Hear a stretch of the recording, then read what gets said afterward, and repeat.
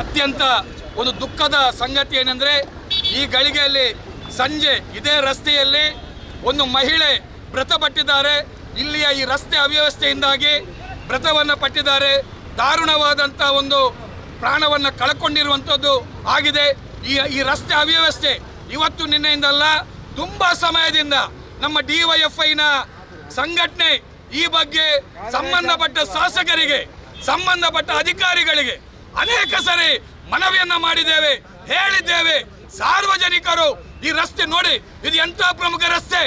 ತೊಕ್ಕೋಟಿನಿಂದ ಏನು ಯೂನಿವರ್ಸಿಟಿಗೆ, ಮುಡಿಪುಗೆ, ದೇರ್ಲಕಟ್ಟೆಗೆ ಆಸ್ಪತ್ರೆ ಇದೆ, ವಿಶ್ವವಿದ್ಯಾನಿಲಯ ಇದೆ, ಅಥವಾ ಇನ್ನಿತರ ಕಾಲೇಜ್ ಇದೆ, ಎಲ್ಲವೂ ಇದೆ.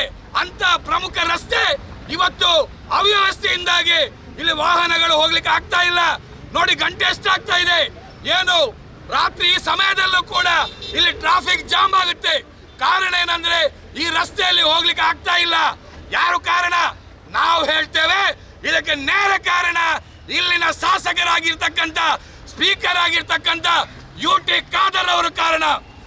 ಮಾತೆತ್ತಿದರೆ ಏನು ಅಭಿವೃದ್ಧಿ ಅಭಿವೃದ್ಧಿ ಅಂತ ಹೇಳ್ತಾರೆ, ಅಭಿವೃದ್ಧಿಯ ಸರದಾರ ಹೇಳ್ತಾರೆ. ಏನ್ರಿ ಅಭಿವೃದ್ಧಿ? ಇದು ಅಭಿವೃದ್ಧಿನ? ಒಂದು ರಸ್ತೆಯನ್ನ ಮಾಡ್ಲಿಕ್ಕೆ ಆಗದಂತ UT ಖಾದರ್ಗೆ ಈ ಸಂಜೆ ಒಂದು ಪ್ರಾಣ ಬಲಿಯಾಗಿದೆ ಈ ರಸ್ತೆಯಲ್ಲಿ. ಇಂಥ ಸಂದರ್ಭದಲ್ಲಿ ಏನೇನೆಲ್ಲ ಬಡಾಯಿ ಕೊಚ್ಕೊಳ್ತಾ ಇದ್ದಾರೆ ನೋಡಿ.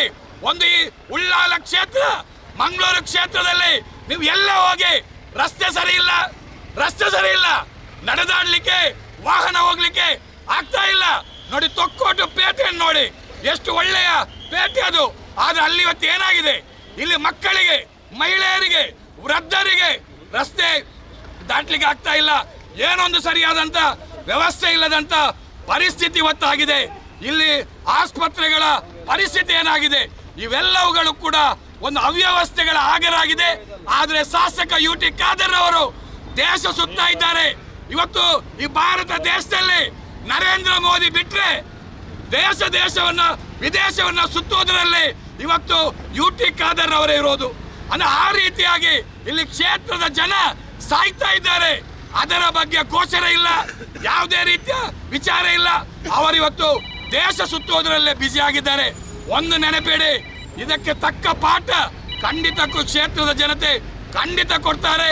ನೀವು ಇದು ರಸ್ತೆಯನ್ನು ಸರಿಪಡಿಸ್ತಾ ಇದ್ರೆ, ಆದಷ್ಟು ಬೇಗ ಸರಿಪಡಿಸ್ತಾ ಇದ್ರೆ ನಾವು ನಿಮಗೆ ಕಪ್ಪು ಬಾವುಟವನ್ನು ನೀಡುತ್ತೇವೆ. ಶಾಸಕರು ಯಾವ ಕಡೆಗೆ ಹೋಗ್ಲಿ ಅಲ್ಲಿ ಕಪ್ಪು ಬಾವುಟ ಪ್ರದರ್ಶನ ಮಾಡ್ತೇವೆ, ಅಲ್ಲಿ ಗೆಲುವನ್ನ ಹಾಕ್ತೀವಿ ಅಂತಕ್ಕಂಥ ಎಚ್ಚರಿಕೆಯನ್ನ ಈ ಸಂದರ್ಭದಲ್ಲಿ ಕೊಡ್ತೀವಿ.